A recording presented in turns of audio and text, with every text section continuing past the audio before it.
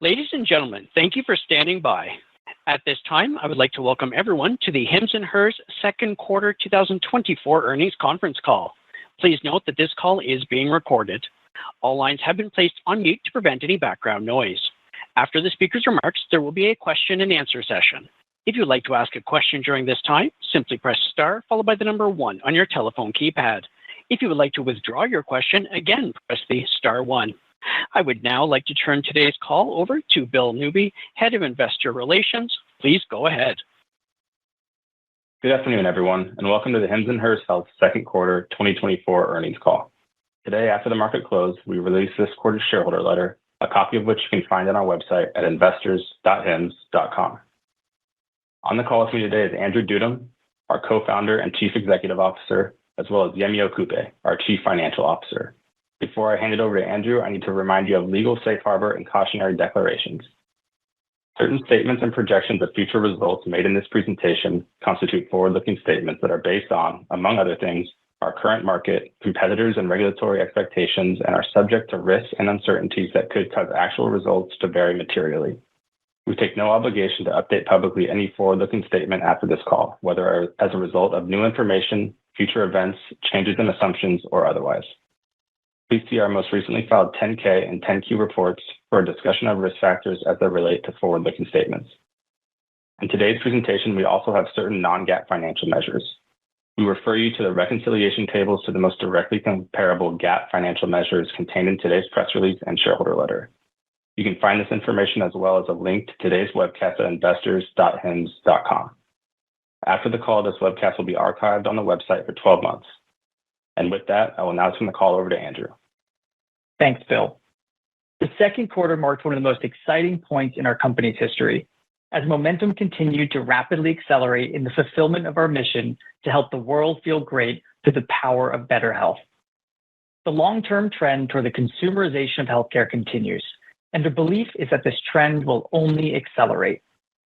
Consumers are increasingly expecting the same quality and level of service that technology has unlocked across other areas of their lives. This includes speed, convenience, transparency, affordable pricing, and a personalized experience. I'm excited by the progress we have made on our platform in unlocking these capabilities for consumers across a broader set of conditions and specialties. We believe that our platform is capable in the long term of delivering a new type of healthcare, where consumer preference and needs, insights, and data is at the foundation of a hyper-personalized set of offerings, treatments, and care. We're more energized than ever to deliver this innovation on behalf of the hundreds of millions of people trying to live their happiest and healthiest lives. Several elements continue to come together in the second quarter to bring us one step closer in making this vision a reality. First, we broadened the number of personalized offerings across our specialties, with 4 out of 5 specialties now carrying at least 10 personalized solutions. Second, we expanded our weight management offering with the launch of GLP-1s. Weight is a particularly strategic category for us, in that it enables us to scale the value that comes from personalized solutions to over 100 million potential consumers. Lastly, we brought on world-class talent across multiple levels of the organization, from the board to ML leaders that will enable us to further refine our capabilities and scale them to increasingly broader audiences.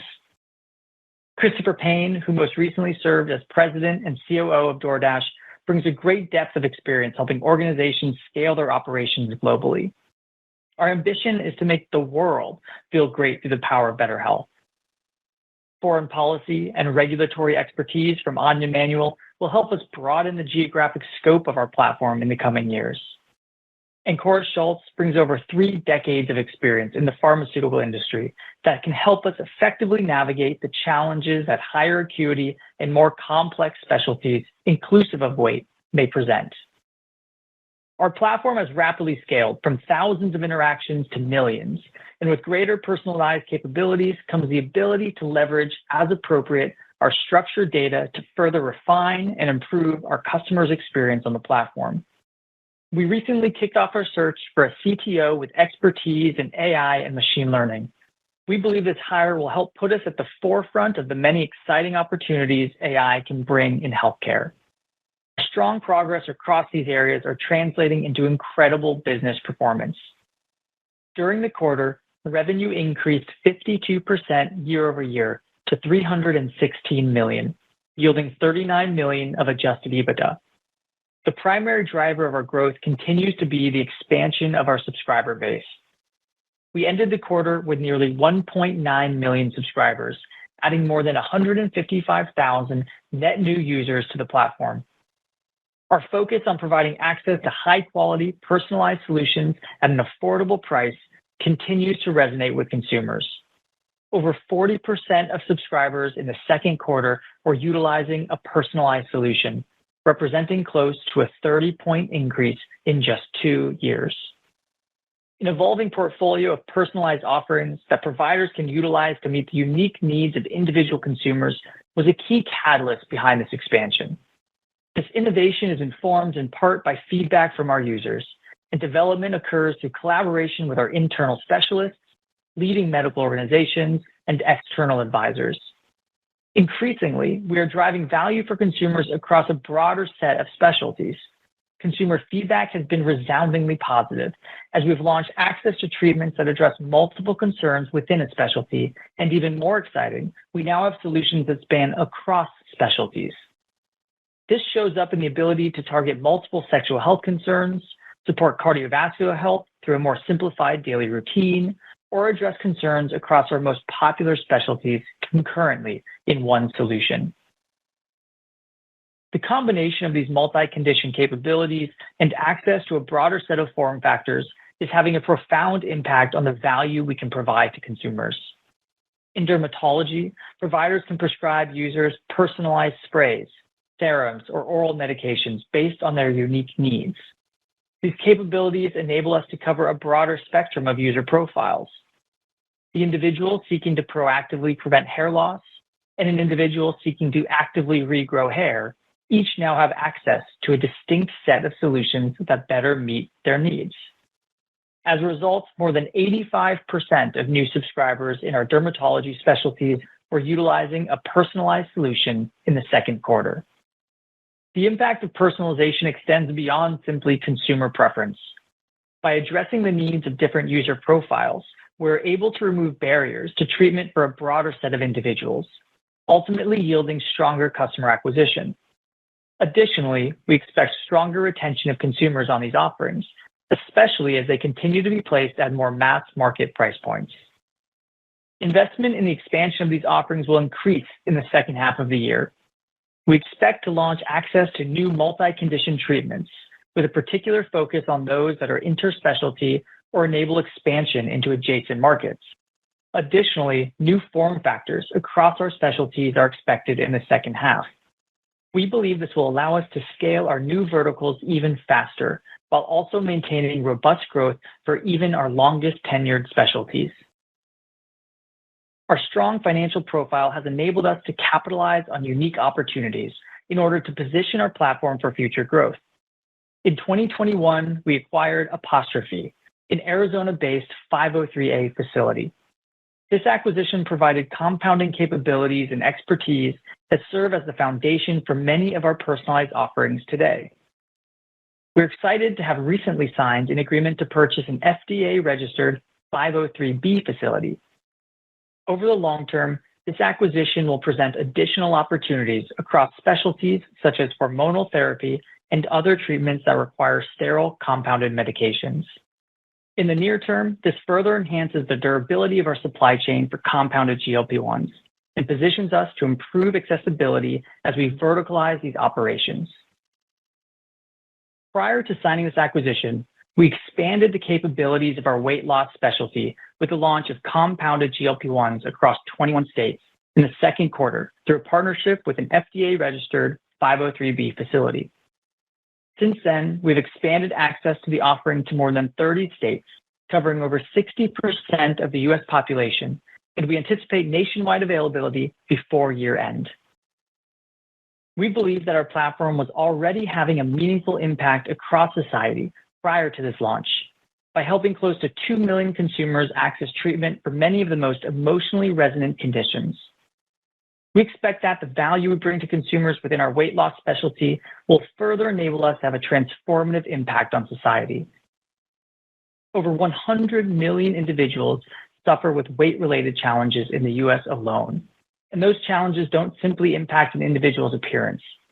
These challenges can also erode confidence and lead to serious health-related conditions, including cardiovascular disease, diabetes, and cancer.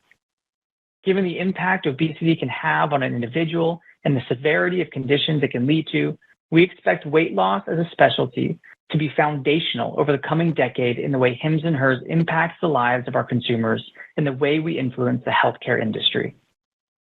Historically, weight-related challenges have been viewed simply as a matter of lifestyle preference. GLP-1s have driven broader awareness that weight-related issues can also be a medical condition. This has empowered more consumers to actively seek treatment, even when GLP-1s are not the right fit. In the fourth quarter of last year, we launched our weight loss specialty with personalized oral-based solutions.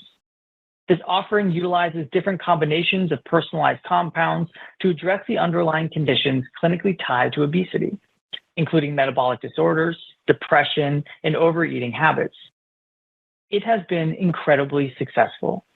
Within less than a year, it has scaled to a run rate of $100 million in annual revenue, becoming our fastest specialty ever to do so.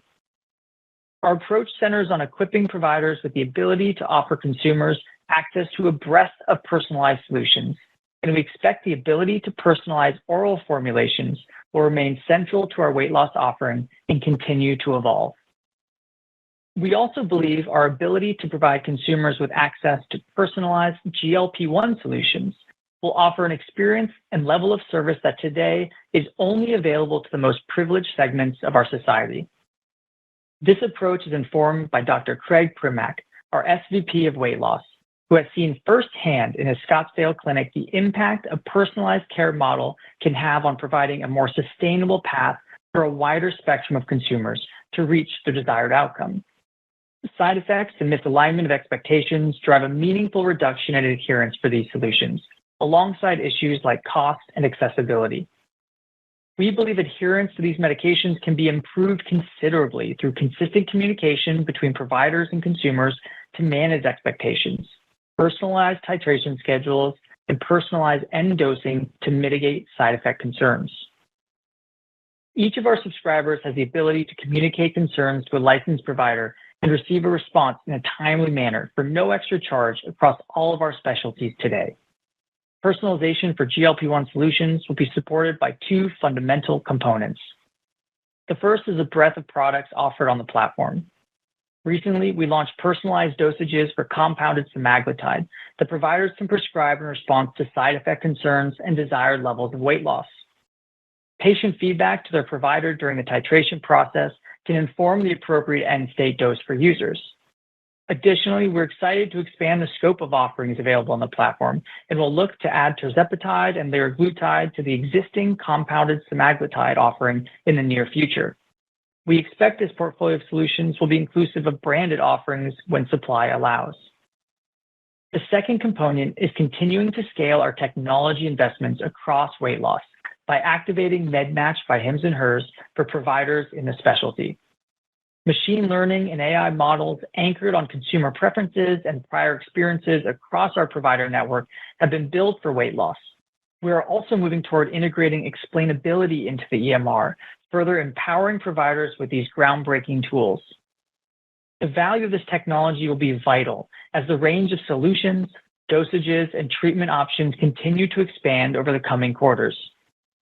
With scale, we expect these models will continue to improve, helping providers to optimize initial medication selection, titration schedules, and end-state dosing to help each user reach their desired outcome. By leveraging this approach, we are providing a weight loss program that can continuously improve over time. Having said that, we have already started. Based upon self-reported data from approximately 12,000 customers subscribed to a holistic HIMS and HERS weight loss offering, customers report having lost on average 10.2 pounds while on compounded GLP-1 injections and 6.3 pounds while on compounded oral medication kits between their initial weight loss consultation and their first check-in approximately 4 weeks later. During the same period, less than 10% of customers using our compounded GLP-1 offering have reported side effects that they feel they can't tolerate. This progress underlines the importance of a holistic approach, as each of our subscribers has access to personalized treatment plans based on lifestyle, eating pattern, health history, and weight loss goals, and includes medications in addition to diet, exercise, and weight loss counseling and support. We believe these figures are just the starting point for what we can help our customers achieve. By continuing to invest strategically in our technological infrastructure and further refining our approach, we believe we can deliver access to better outcomes than any other in-person or digital provider over the long term. We are in a transformative moment in healthcare delivery in this country, and HIMS and HERS is uniquely positioned to meet that moment and set the standard for what truly personalized care can look like for every household in the United States. We believe that we are transforming the way that consumers engage with their health, and I look forward to extending this experience to an ever-growing audience in the second half of 2024. With that, I will pass it over to Yemi to walk through our financials in greater detail. Thanks, Andrew. I will start by providing an overview of our second quarter financial performance and then discuss our updated outlook for 2024. In the second quarter, we continue to strengthen our leadership position across our specialties: mental health, sexual health, men's and women's dermatology, and weight loss. Our strategy of democratizing access to high-quality personalized solutions on our platform at an affordable price continues to resonate with consumers. A rapidly evolving weight loss specialty that is inclusive of personalized oral solutions tailored to the underlying drivers behind an individual's weight challenges, and the recently launched compounded GLP-1 offering is serving as an accelerant to what was already a phenomenal trajectory. In the second quarter, we were able to drive north of $300 million of revenue from our suite of offerings outside of GLP-1s. Fully consolidated revenue in the second quarter grew 52% year-over-year to $315.6 million, representing a 6-point acceleration in year-over-year growth relative to the prior quarter. The expansion of our online subscriber base continues to be the primary catalyst behind our incredible growth. Our subscriber base grew 43% year-over-year to 1.9 million. Growth in our subscriber base is being powered by two primary drivers. The first is an evolution of personalized solutions that continues to attract a broader base of consumers to the platform, as well as offer unique value propositions to our existing consumer base. As our offerings expand to encompass more multi-condition solutions, a broader set of form factors, and customized dosages, we are seeing an increasing number of our existing subscribers switch to a personalized solution. Additionally, we are seeing new customers overwhelmingly utilize these options, with more than 55% of new users in the second quarter subscribing to a personalized solution. This has not only driven stronger retention across several specialties, but has also enabled higher engagement levels in others. Prior to the launch of personalized solutions in sexual health, over 95% of consumers on the platform were using an on-demand solution reflective of broader market dynamics. During the second quarter, stronger value propositions resulted in over 40% of new sexual health users subscribing to solutions oriented around building a daily habit. Continued innovation and launches of new capabilities that will continue in the second half of the year gives us conviction that there is a long runway of durable growth across even our most tenured specialties. A second primary driver of growth is our ability to combine our brand, breadth of personalized capabilities, and past learnings to more rapidly scale new specialties. Our historical time frame for a new category to reach meaningful scale has been 1.5 to 2 years. In the fourth quarter of last year, we launched our weight loss specialty with a personalized set of oral-based treatments designed to address the underlying root cause of an individual's weight gain. Almost 100,000 consumers have subscribed to our weight loss offering in just over 7 months since launch. In the middle of the second quarter, we expanded this offering with the launch of compounded GLP-1 injections on the platform. We expect meaningful contributions from this entire suite of solutions as we continue to evolve the personalized oral-based solutions as well as our GLP-1 offering.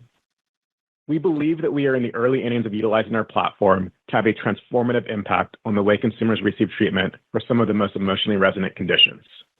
As a result, we continue to invest in growth, but remain committed to adhering to our rigorous capital allocation framework. We believe that adherence to this framework will enable us to continue to scale our platform while also expanding margins over the long term. Our performance in the second quarter is a sound demonstration of our ability to do so. In the second quarter, adjusted EBITDA was $39.3 million. Adjusted EBITDA margins expanded 6 points year over year to north of 12% as efficiency gains in operating expenses offset a slight degradation in gross margin. Gross margins were 81% in the second quarter. The addition of GLP-1s and growth of our broader weight loss specialty resulted in slight margin degradation. Early in a new offering's life cycle, margins are typically less favorable than the expected steady-state margin profile. As we scale, we continue to see gains in efficiency on our cost structure. G&A costs improved 2 points year over year to 13%, and operations and support costs improved 1 point year over year to 13%. We expect continued efficiency gains in these areas over the mid to long term. Marketing as a percentage of revenue improved nearly 6 points year over year to 46%, marking the lowest point in our history as a public company. A shifting mix toward personalized solutions, combined with the seasoning of newer cohorts on favorable pricing, is yielding stronger retention. We also continue to benefit from customer acquisition through lower-cost channels as our brand continues to strengthen, and we scale in categories that consumers are more open to speak with others about. Outstanding execution across the organization is resulting in strong free cash flow. This has allowed us to simultaneously strengthen our balance sheet, strategically invest, and return capital to shareholders. Free cash flow in the second quarter was $47.6 million, exceeding the entire amount of free cash flow generated in 2023. Cash and short-term investments expanded $24 million quarter over quarter to $227 million as a result. Before going into our outlook for the remainder of the year, I'd like to reiterate our capital allocation priorities and give additional insight into how we intend to utilize our balance sheet.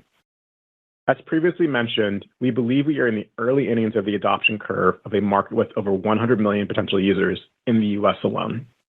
As such, our first priority will remain on ensuring that our platform has the ability to serve tens of millions of users across an expanding set of specialties. In addition to scaling overall capacity, this can take the form of many investments. Investments in affiliated pharmacies can unlock the ability to enable capabilities such as additional form factors, multi-condition treatments with greater manufacturing complexity, and a broader set of personalized dosages on the platform. Scale allows us to automate affiliated facilities, and we are excited to embark on the next phase of that journey in the second half. Automation drives greater efficiency, enabling us to unlock more value for consumers on the platform and further strengthen our competitive position.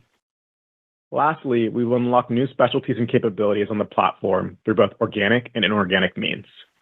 The bar for M&A will remain high for us, but we are willing to deploy our balance sheet towards high-value assets that we feel will accelerate execution of our broader corporate strategy.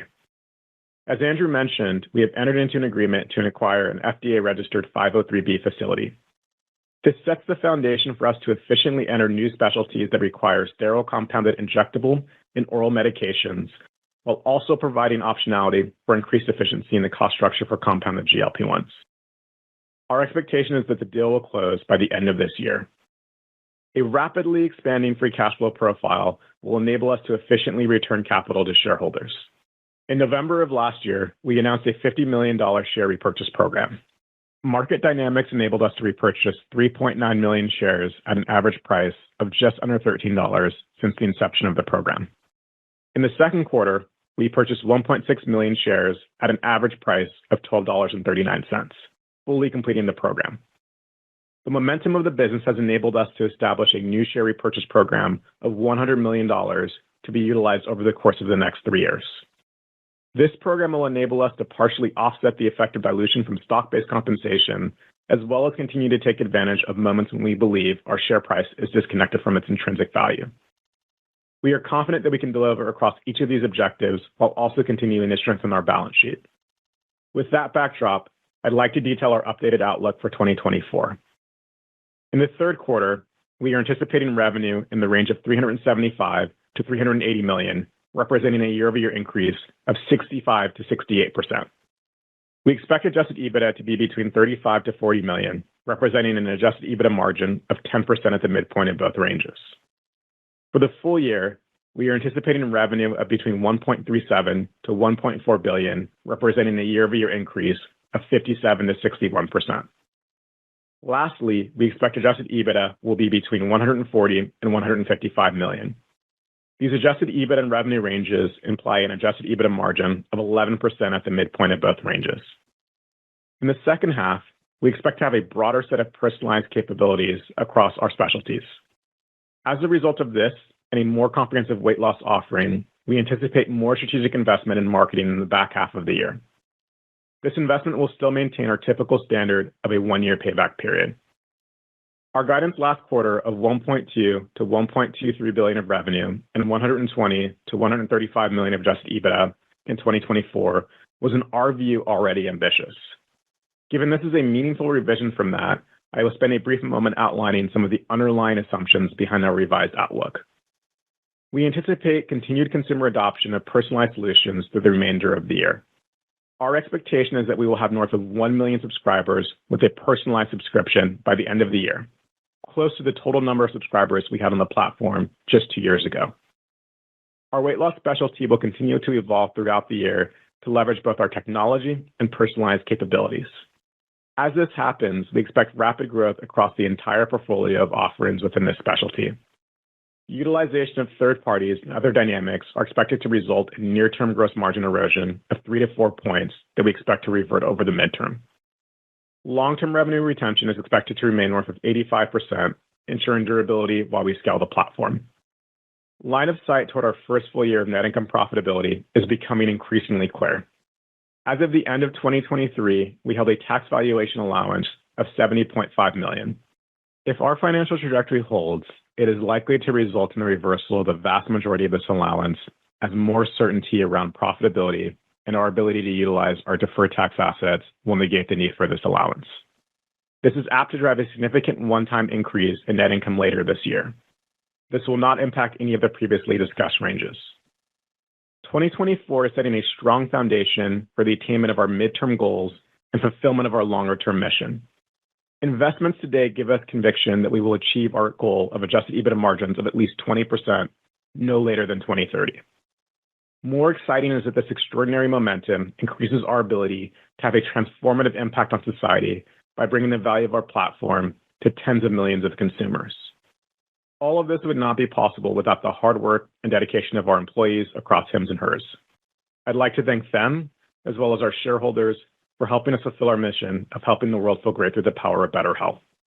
With that, I'd like to turn the call over to the operator for questions. Thank you. We will now begin the question and answer session. If you would like to ask a question, please press star 1 on your telephone keypad to raise your hand and join the queue. If you would like to withdraw your question, simply press star 1 again.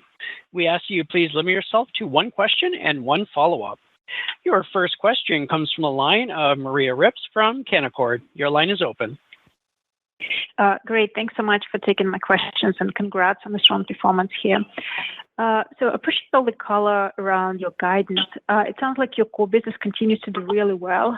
Is there any color you can able to share with us in terms of projected GLP revenue contribution for the second half of the year that's embedded in your full year outlook? And then secondly, how would this acquisition of the outsourcing facility impact your gross margins and sort of unit economics longer term? Thanks for the question, Maria. This is Yemi.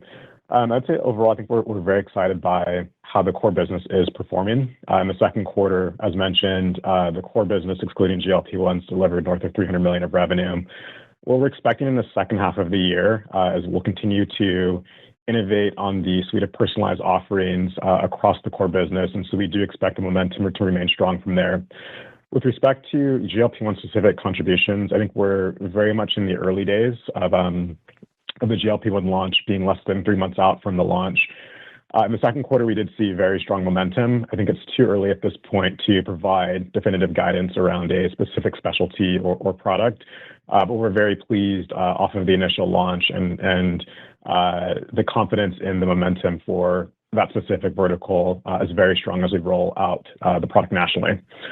With respect to your second question around gross margins, I think that typically as we do see specialties and products within specialties scale, we historically look for opportunities to optimize the margin for those products.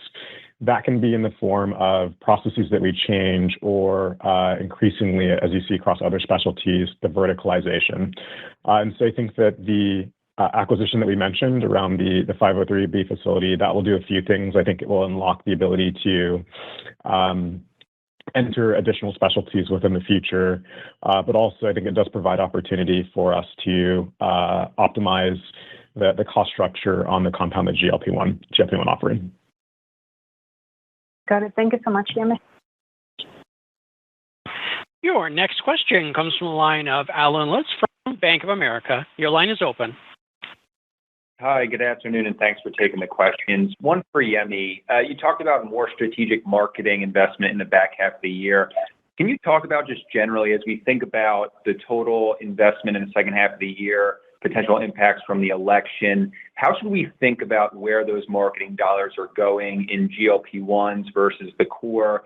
And then you also mentioned 30 states are live today for GLP-1s. You expect that to get to 50 by the end of the year. How much of the incremental marketing spend is going to new states? Just really trying to understand the breakdown as we think about the next 6 months. How much of your marketing dollars are going towards the GLP-1 business? Thanks.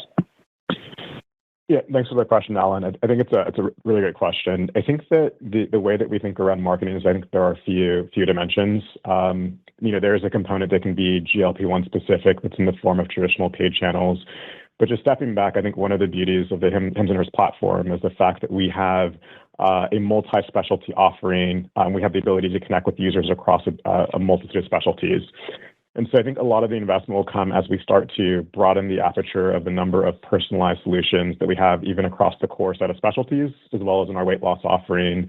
Increasingly, you'll see a meaningful portion of the spend go towards speaking to the multi-condition capabilities that you see across Hims & Hers. We've also left ourselves some room, just given the fact that we are in an election year and this is new, some flexibility in that dimension. We do anticipate a meaningful portion of the spend to come more in the form of speaking to consumers around the broader capabilities of the platform, weight and GLP-1 inclusive of that. I think that kind of just to provide a frame of reference for how we think around it, I think we will still be very disciplined with the overall spend structure. It will maintain the 1-year payback period. We'll also look to position ourselves from economies of scale. And so I think it's a similar dynamic to what we saw in the back half of 2022 and the front half of 2023, where as we started to see new capabilities in the platform scale, we leaned in to a variety of different channels. I think we're expecting to do that in the second half, and then expect to see leverage of the 1 to 3 points that we mentioned on a per annum basis on marketing for the next couple of years. Great. And then one for Andrew. Can you just talk about the broader GLP-1 strategy? I think it's obvious we've gotten a lot of questions around the durability of this opportunity. How should we think about Hims' ability to stay in the GLP-1 market in a scenario where these drugs are taken off the shortage list? Thanks. Yeah, thanks, Alan, for the question. I'd start by saying we're currently still seeing, and wouldn't expect this to change, thousands of patients coming to us every day, struggling to get access to these GLP-1s, including tirzepatide, which has caused a lot of news in the last couple of days. I think given the breadth of the portfolio that we have, and this is inclusive of the personalized oral compounds, which, as we shared in the remarks, is grown as a $100 million run rate business, our fastest specialty alone. But in addition to the oral compounds, the branded medications, the personalized GLP-1 doses, which augment the commercially available dosages for patients that need it, as well as off-patent GLP-1s like liraglutide. I think we believe the combination of that portfolio allows customers and providers a really robust range of offerings that we think is very durable. I think this will exist and expand beyond the shortage dynamics. I think there's really established precedent with regard to the compounding exemption, which allows for this level of personalization that we've spoken about for patients that need it. And I would expect that, the clinical necessity of that will be really clear. With these medications, as people know, there are real side effects. There are really no one-size-fits-all dynamic. So we think there's a really robust platform that extends well beyond the shortage across a number of these avenues. Great. Thanks, Andrew. Thanks, Alan. Your next question comes from the line of Jack Wallace from Guggenheim Securities. Your line is open. Hey, thanks for taking my questions and congrats on a great quarter. Just wanted to follow up to that last question and, maybe ask the personalization element a different way. Is there the existing product in the market, the existing form factor, is that enough to be personalized, or is it through a personalized dosing regimen, personalized enough to operate under a personalization exemption after the drugs are off the shortage list, or do they need to be further personalization enhancements to make that possible? And as a follow-up to that, how much is the MedMatch capability and the data you're collecting on the platform going to be empowering those personalization enhancements to the medication? Thank you. Yeah, thanks, Jack, for the question. The short answer is that the compounding exemption, is relatively clear, and there's been decades of established precedent with regard to what qualifies as personalized. And this often is form factor, as you outlined, or it could be dosing dynamics if a patient is not getting the outcome that they're hoping for, or they're experiencing side effects that are intolerable. So these types of customizations are relatively well established, and I think the clinical necessity of compounding and the clinical necessity of personalizing medications is really well established, right? This is not overwhelmingly the case, but in many ways, these personalized dosages augment what is commercially available. And so I think our personalization dosages that exist on the platform today are offering fantastic high-touch care to patients that otherwise really wouldn't be able to experience the benefits of GLP-1. And I would expect in the future, in a post-shortage world, this also continues to exist for patients as an access point. With regard to MedMatch, I think what is happening right now is that there's an expansion of and a breadth of options that we are bringing to the market in the second half of this year and the next year across all avenues. This is oral compounds, new combination therapies on the oral side. This is branded medications when available. Medications like liraglutide. And so, the breadth is only expanding. The range of dosages is only expanding on the platform, which gives providers and patients that level of nuance that we think is really, really critical. And when you match that breadth with the capabilities of MedMatch to help identify the right titration schedule, the right end dose, the right adjustments as necessary for a patient, we think that combination is incredibly strong.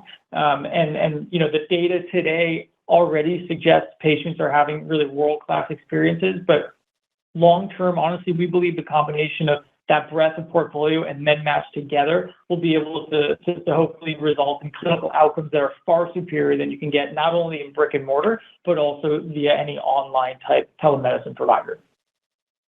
Gotcha. That's helpful. Thank you, Andrew. And then Yemi, just a quick two-parter on the guide. Just wanted to make sure I heard it correctly. For the gross margin erosion in the back half of the year from the launching categories, is that a second half versus first half comparison, or is that a full year comparison?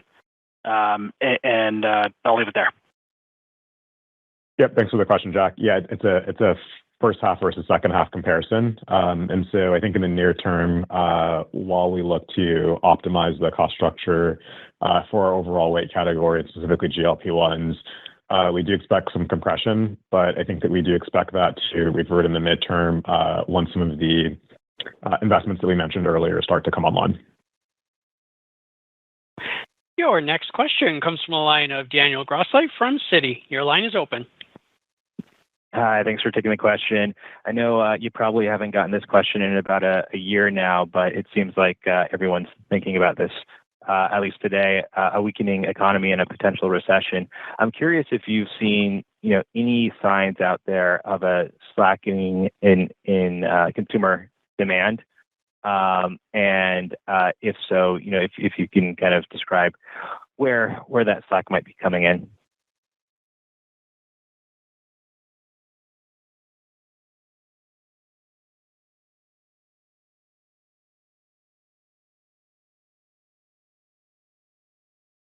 Hello? Yeah. Hey, Dan, this is Yemi.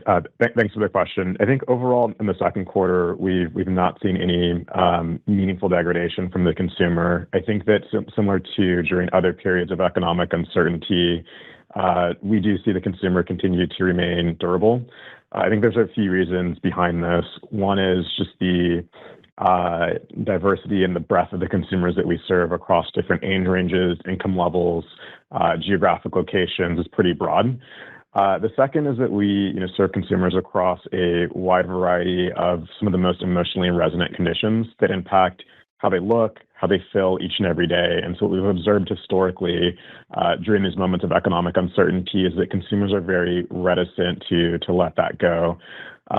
We are continuously excited by some of the optimization around with our cost structure, being able to place even some of the most personalized products at more and more attractive price points that are transparent and provide consumers with access to a holistic solution, from being able to match as their providers to being able to leverage the technology across the platform to get matched with an attractive solution at a price point that is oftentimes less than the collection of deductibles for them to do so. And so overall, we've not seen a slowdown. And I think based upon what we've seen historically during these periods of economic uncertainty, we do have very high conviction in the ability for consumers to continue to come to the platform and ultimately for the platform to continue to grow. Got it. Okay. And Yemi and Andrew as well, you both mentioned more folks coming to the platform, taking a product that cuts across categories or a single product that cuts across categories. I'm curious if you can provide an update on how many folks are taking multiple drugs across categories or a single drug across categories. And then, of the folks who have come in for GLPs, have any of them converted to other products in other categories?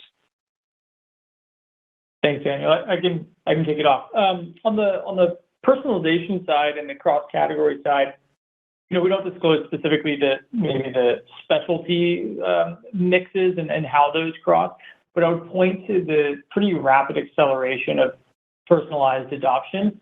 We shared 55% of new subscribers are now signed up for personalized products, and 40% of the entire base. This is, pretty astronomical speed of acceleration relative to last years. These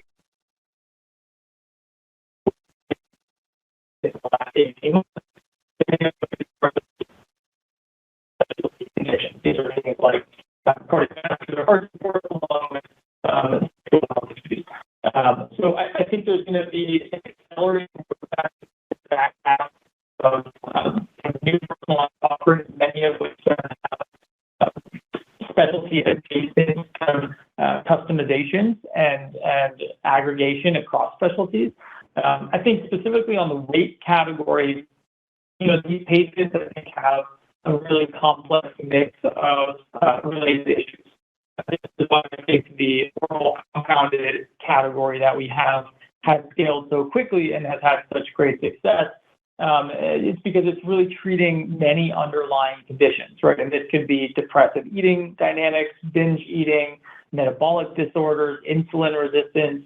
And so I think for the obesity category in general, I would expect there to be very significant cross-category and cross-specialty concerns, whereby both in oral combinations, through compounding therapies, as well as through bundling options, there's the ability for us to treat a person more holistically, because I think the patient, frankly, will just necessitate it. I think these patients, more than maybe any patient we've seen on the platform, is requiring a more holistic approach, which I think will then be reflected in the bundles and offerings and compounds that you will see the company bring to market. Your next question comes from the line of Jonah Kim from TD Cowen. Your line is open. Thanks for taking my question. Could you just provide additional color around the unit economics of the GLP-1s and how you're able to offer the GLP-1s at a current price point that are way below others in the market? And Yemi, would love to get additional color around what you're assuming around monthly revenues and subscriber adds in your guide. Thank you so much. Yeah, thanks so much for the question, Jenna. I think what how we're able to offer the structure that we are, or the pricing that we are around GLP-1s, is really just a reflection of the benefits from the scale that we have today. Just given how the number of consumers on our platform, that enables us, when we do partnerships with third parties, to negotiate across the supply chain a cost structure that enables us to place it at these price points. I think what's even more exciting is, with our scale, with our balance sheet, we're able to make investments in the future that provide line of sight to an increasingly strong set of unit economics. And so I think as the cost structure stands today, on a gross margin basis, GLP-1s, do have a dilutive effect on the gross margins. I think we're confident that as we continue to make investments in verticalization, optimizing processes, continuing to look for optimization opportunities across the logistics, the economics and what we've observed in other specialties as they started to season a bit will only mature. And so I think that the price points that we put the GLP-1s at are a reflection of us being able to utilize this muscle historically in the past. With respect to some of the dynamics in the back half of the year around gross subscriber adds and monthly average revenue per subscriber, we don't necessarily give specific guidance there, but can speak to what are some of the broad trends and themes that we do expect. Overall, I think resoundingly, we do expect the vast majority of growth to continue to come from subscribers, coming onto the platform at increasingly stronger and stronger levels. That said, I think there are a few different dynamics that we do expect will lead to growth in the monthly average revenue per subscriber. The price point of the overall weight category on a monthly basis, roughly $79 a month for the oral compounds, to as low as $199 per month on the GLP-1 offering. While that is very attractive for the overall market, it is accretive to the price points that the rest of the core business is offered at. And so as the weight offering continues to scale, we would expect upward dynamics on the monthly average revenue per subscriber in the back half of the year. Additionally, we do see more and more users each quarter opt for personalized solutions. That's coming from new users that increasingly are opting for those solutions, as well as existing users making the switch as there's more and more value offered to consumers. And so as we look to launch more unique form factors, as we also look to launch more personalized offerings that cut across multiple conditions, we would expect that trend to continue to accelerate in the back half of the year, which would again lead to some tailwinds on the monthly average revenue per subscriber. So that is an element on the monthly average revenue per subscriber that we do expect to elevate and increase in the back half of the year. But we still do expect the vast majority of growth to come from new subscriber additions onto the platform. Got it. Thank you so much. Your next question comes from the line of Aaron Kessler from Seaport. Your line is open. Hey guys, great. A couple of questions. Maybe first just on the guidance. I heard kind of on the personalized solutions in terms of the increased revenue. Would you attribute to any categories as well? Is it mostly weight loss, or is it really across categories? And then just maybe any updates on some of your other key categories, including dermatology, mental health, and sexual health as well. Thank you. Well, maybe let Andrew speak to the broader dynamics, and I can cut into some of the more detailed nuances there. Yeah, great. Aaron, thanks for the question. I think across categories, it's been offerings. We talked about on the mental health side, the personalized side is now offering and engaging with personalized products is up 3 times year over year. In particular, what's really interesting is it's not just personalized, but it's actually more engaged behavior. So on the men's side of the business, traditionally, one-off daily or one-off experiences. If you think about men's, transform that business, it's so much value in personalized, whether multi-specialty, multi-cat of the population, high engagement, only linked to a personalized outcome, but in many cases, their efficacy and a higher adherence outcome, which we think is really powerful. And this is taking place across the spectrum. 80-90% of that business now is opting for a personalized solution. I think you can more in some of the other categories where we're seeing really robust adoption across new subs as well, which I think is you have the weight loss business really unlocking a step function on top of what is already a very robust set of categories. Yeah, I think just to follow up on that, Aaron, I think because Andrew was breaking up a bit. I think we do expect the adoption of personalization to cut across most of the specialties.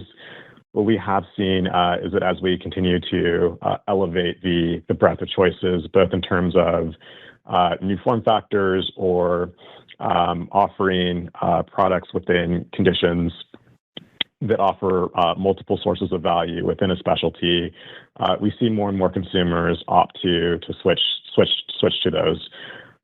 What we also do expect is in the back half of the year, the innovation will accelerate across multiple of our specialties. Additionally, what we do expect in the back half of the year is for the ability to bring solutions that cut across popular specialties concurrently. And so with that, we do expect more and more consumers to either revert to that, whether that's new users that are opting for more of the solutions with greater frequency, or our existing users, switch. And so an example of what we've seen that Andrew mentioned in his prepared remarks is in the sexual health business, we've seen a rapid uptick in the adoption of personalized products as we've brought on solutions like the hard mints or the multi-condition solutions such as the heart health products. As a result of that, we've seen more and more folks opt to switch to a daily habit in a specialty that's historically been more of an on-demand type of dynamic. And so we're confident in the back half of the year that as that value continues to broaden, more and more users across all of our specialties will do so.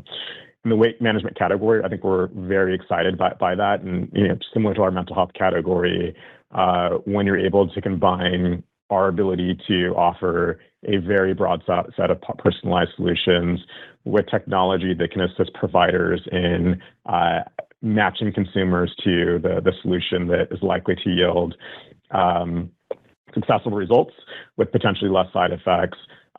We generally see that yields to a few things. One is it just fosters a greater build of consumer trust. Also, what we do see is that the retention as a result of the stronger value proposition, as well as the dynamics of being able to mitigate side effect concerns or meet consumers with their preferences, that generally yields to both stronger retention as well as acquisition. And so we're very excited by the portfolio that's to come in the second half of the year. Great, that's helpful. Thank you. Your next question comes from the line of Michael Cherny from Leerink Partners. Your line is open. Good afternoon. Thanks for taking the question. I want to come back to this dynamic of the, I guess, called multi-year long-term components of your GLP-1 business within weight management. I know some questions have been asked about the patent protection and where you sit. If you can, maybe give us some examples, given this is obviously still an evolving market, on where you've seen some of these dynamics put in place. I mean, you obviously have the ability to scale well, but I think also, companies like Lilly and Novo are clearly going to go out of their way to protect the franchises they have. And also, I know that you have the ability to offer branded components over time. So I guess along all those lines, how should we expect all of this dynamic to develop relative to your product availability, the mix of compounded versus traditional brand over time, and where you sit in the marketplace, knowing some of the dynamics around their focus on their patent tickets? Thanks, Michael. I'll take a crack. I think at a high level, you should expect some degree of fluidity right over the next couple of years. Just given, I think there's going to be not only a changing market dynamic with the current medications that are on shortage, but I think there's also probably going to be 5 or 10 new medications that come to market in the next few years, just given if you look at the clinical studies and the FDA pipeline. So I think you're looking at 5 to 10 years of innovation, all kind of expanding off of the initial GLP-1 learning, and that first medication out there with liraglutide now coming off patent. So I think what you can expect is some fluidity without question. Where I think we get a lot of confidence is that there's a really broad set of offerings under the hood that we believe in combination results in a really durable business line. As we talked about, the oral compounds that we have launched, that in and of itself is the fastest growing specialty we've ever launched on the platform, achieving north of 100 million run rate just in 6 or 7 months. We expect, huge evolutions in that platform and expansion of offerings there that patients really do love and are having great outcomes. And then on the injectable side, I think there's going to be, without question, a long horizon of on and off availability, just given the demand. We see thousands of patients coming every single day saying that they can't get access to these medications. And so we suspect that we'll be able to offer commercially available dosages in some form, for extended periods. I think on top of that, as you said, as supply grows, we are excited to bring the branded medications for patients that are interested onto the platform, as well as the personalized dosages. The compounding, titration, and end dose customization exists and operates regardless of shortage. This is an exemption for which we operate the entire business under and have for the last 6 or 7 years. And there's really established precedent where everybody in market really respects the clinical need of personalization and realizes that often these personalized dosages augment what is commercially available and are not directly cannibalizing large pharmas. So when you think about, very few, if any, examples where large pharma, comes after legitimate clinically necessary compounding, and what we're seeing on our platform is that for these medications, that clinical customization is definitely needed for some patients, and we believe in combination with the rest of the portfolio that will be included and available to patients over a long period of time. So maybe if I can ask one more quick question, especially given your future offerings, what is your current day-to-day relationship like with Lilly and Novo, and how much are you preparing for that branded offering as some of their products come off shortage? Yeah, it's a great question. We, as you guys probably saw, we recently brought on Cora Schultz to the board, who's there for north of 25 years as president and COO. I think we are sitting in the same place as almost everybody in market, which is trying to get supply for the branded medication. We know that some customers will, without question, want the easy, quick application of the self-inject pen. They know the brand, they trust the brand, and they see all the benefits of that medication, and they want those medications. So we, I think, like many others, if not almost everybody, are trying our best to source supply.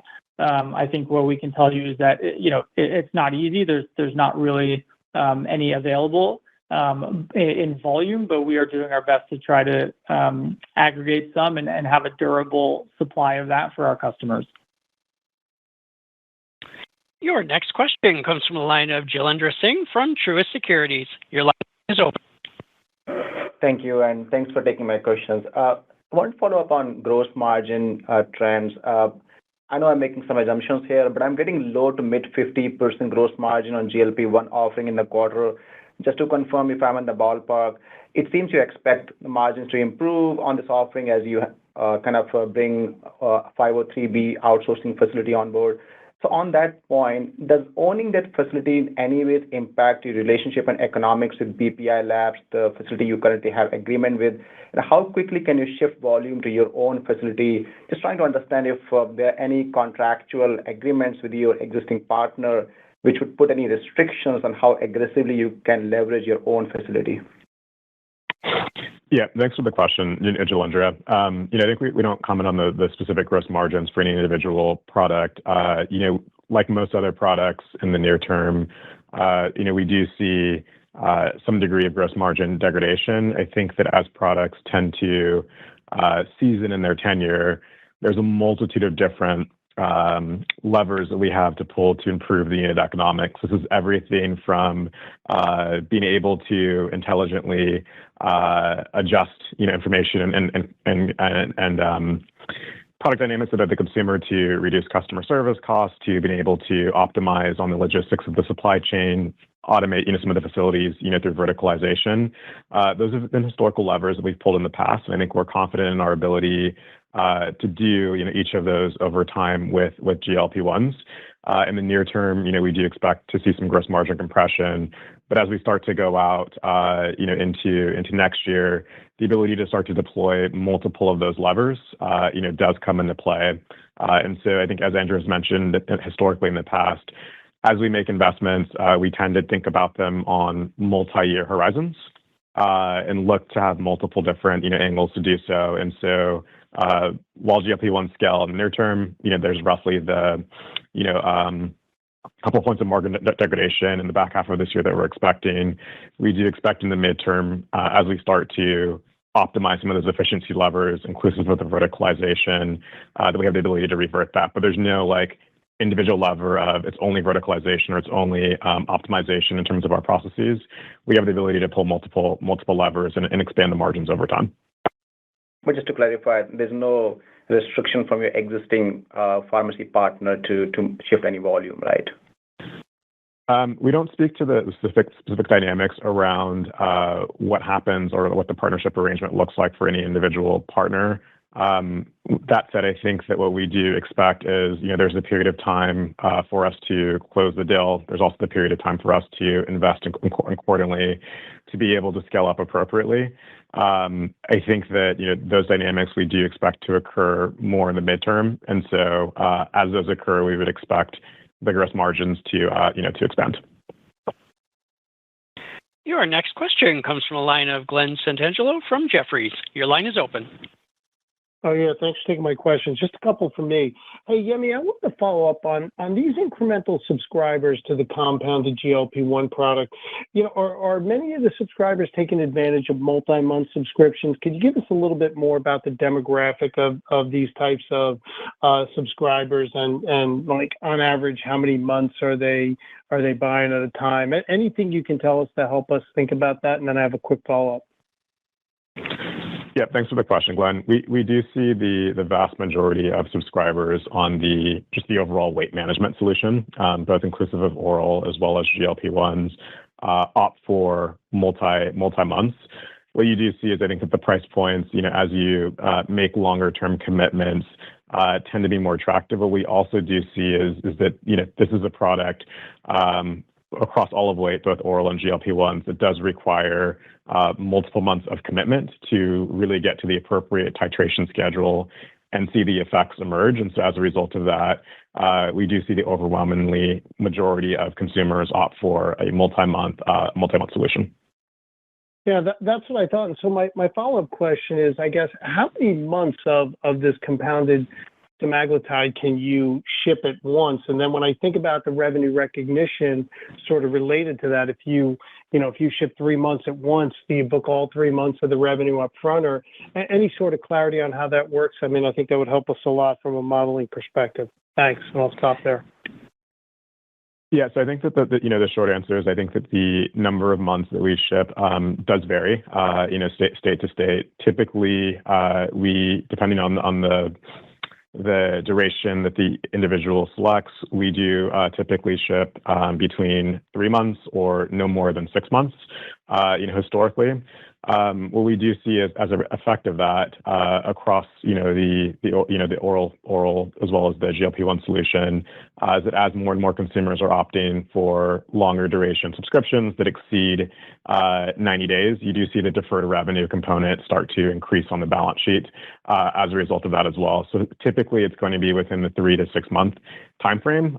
Beyond that, particularly given the product cost specifically for GLP-1s, we typically don't extend beyond that type of cadence. And so the effect of that would be is if consumers continue to pick longer and longer cadences, you would expect to see deferred revenue expand from quarter to quarter on the balance sheet. Your next question comes from the line of George Hill from Deutsche Bank. Your line is open. Good afternoon, guys, and thanks for taking the question. First, just a point of clarification. I want to make sure I heard you guys right. That you said you're tracking towards 1 million weight loss subscribers by the end of the year. And then if I have that number right, and if I have it wrong, you can just correct me on what it was. But I'm just interested in the mix. I guess if you can talk about how many of those people are on GLP-1s or buying GLP-1s versus other drugs. And then within the GLP-1 category, there's the compounded product versus the injection product. You guys draw a differentiation there. And then looking forward, Yemi or Andrew, I'd love to hear you guys talk a little bit about like how you expect the business mix to evolve in that category. Maybe I can take the front half of that question just to clarify. So I think it was, George, it was 1 million personalized subscribers. And then I think Andrew can go into the weight specifics. Okay, then I misheard. Sorry about that. Yeah. Thanks, George. I think long term, I would suspect like we see across almost every one of our specialties, pretty vast diversity within the offering. You see that already within the weight loss specialty, as we talked about the oral compounds, in of themselves growing very, very quickly, the fastest we've ever had as a specialty, north of 100 million run rate just in 6 or 7 months. And I think as we continue to expand the options on that side, as well as off-patent medications like liraglutide and the branded mix, we've always seen historically great variation. When we look back, for example, on our sexual health side of the business, we had branded Viagra, we had generic Viagra, we had custom compounds, and you see just, really no concentration. And I think if we're doing our job well, there is no concentration because we are expanding into further segments that better serve each customer.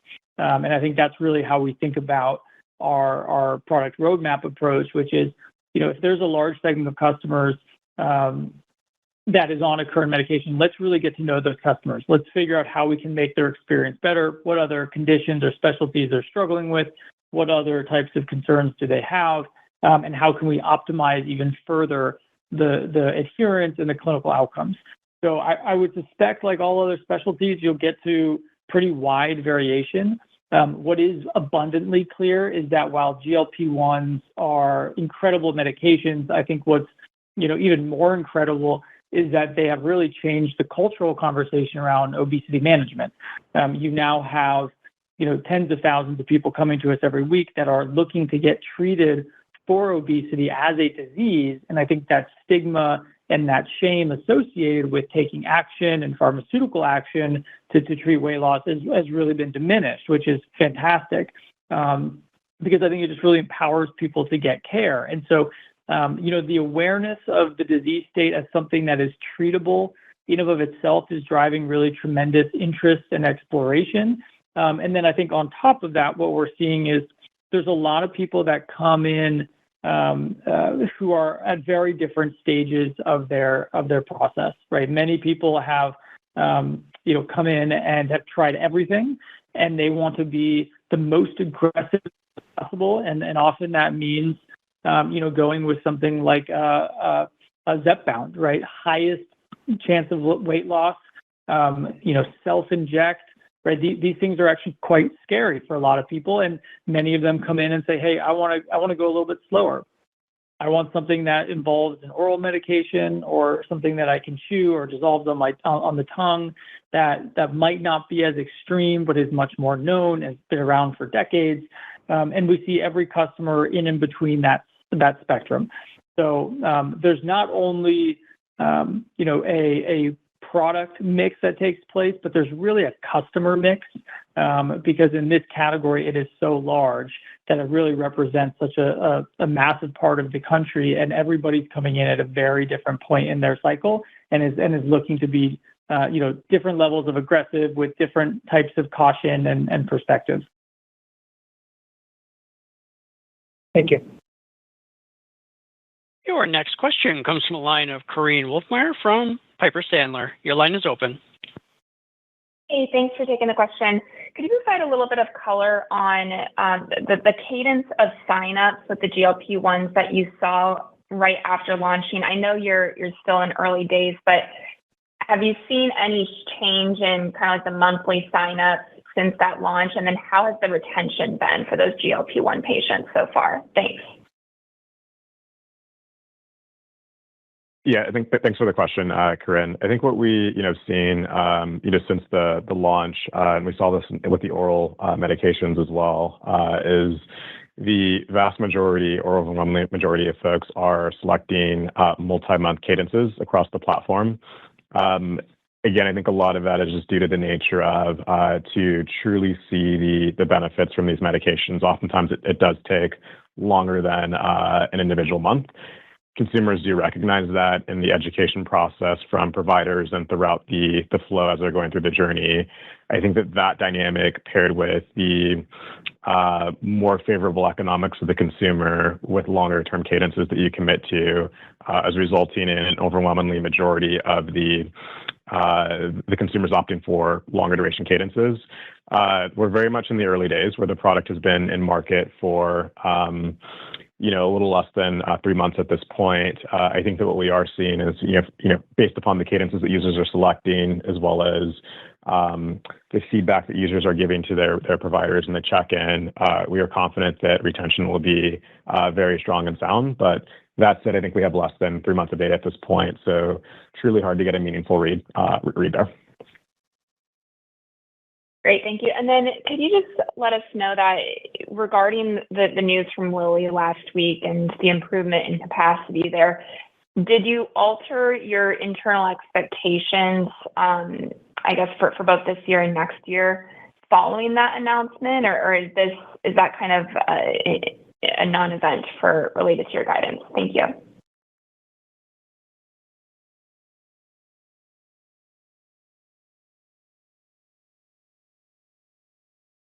Yemi might be on mute. But I would say, Corinne, I don't think there's any material expectations that alters guidance.